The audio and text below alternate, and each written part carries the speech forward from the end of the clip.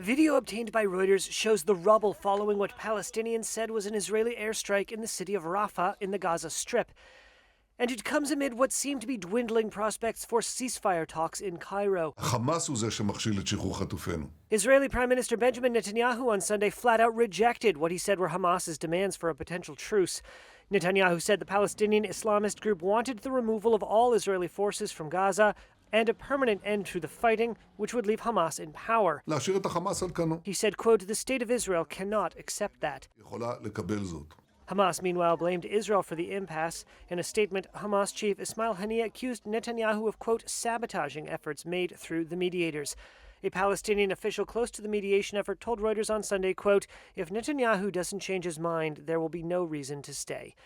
And the fighting continues. Israeli soldiers at the Kerem Shalom crossing between Gaza and Israel inspected armored vehicles after Hamas claimed it had attacked the position on Sunday.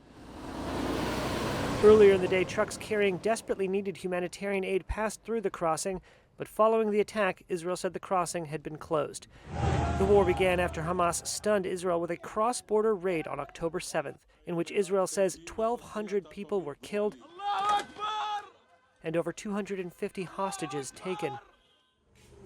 More than 34,600 Palestinians have been killed in Israel's subsequent assault, according to Gaza's health ministry.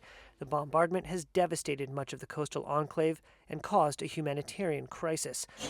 Israel has been warning for months it plans to send troops into Rafah, the southern city bordering Egypt, where more than 1 million displaced Gaza residents have taken refuge.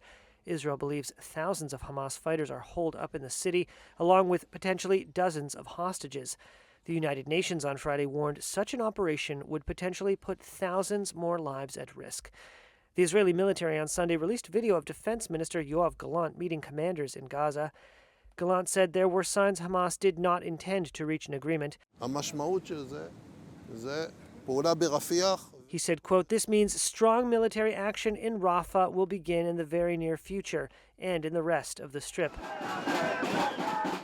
But the deadlock in Cairo continues to turn up the heat on Netanyahu. Thousands of Israelis protested on Saturday, demanding the prime minister accept a ceasefire agreement with Hamas that would see the remaining hostages brought home.